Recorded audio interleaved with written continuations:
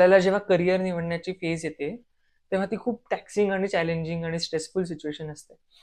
आणि मी पण या फेजमधनं गेलोय आणि आता मागे वळून बघता मला असं वाटतं, की एक गोष्ट जर मी तेव्हा केली असती, तर माझा हा डिसिजन खूपच सोपा गेला असता. तो म्हणजे ओपन माइंडसेटनी वेगळे-वेगळे करिअर्स एक्सप्लोर करणं.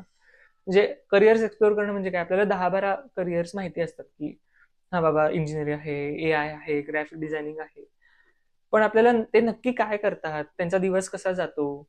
तर त्यांना अ, काय-काय स्किल सेट्स लागणार आहेत ते करिअर करताना, यामध्ये आपण पडत नाही. आपण नुसते सब्जेक्ट्स बघतो वरवर आणि आपल्याला वाटतं, की हे मला आवडेल, ते मला आवडेल किंवा आपल्याला जी लहानपणापासून आवड-निवड असते, ते करिअर आपण चूज करतो. पण मला असं वाटतं, की आपण जर या गोष्टी सुद्धा एक्सप्लोर केल्या, तर आपल्याला डिसिजन घेणं आणि राइट डिसिजन घेणं हे सोपं जाईल. त्यामुळे या प्रॉब्लेमवर सोल्युशन म्हणून आपण एक रील सीरीज करायचा प्रयत्न करतो आहे, तो म्हणजे कोण आणि काय. या सीरीजमध्ये आपण वेगवेगळ्या करिअरच्या लोकांशी भेटणार आहोत आणि त्यांना विचारणार आहोत, की फॉर एक्झाम्पल आपण कोणत्या सॉफ्टवेअर इंजिनिअरला भेटलो, तर सॉफ्टवेअर इंजिनिअरिंग म्हणजे नक्की काय असतं?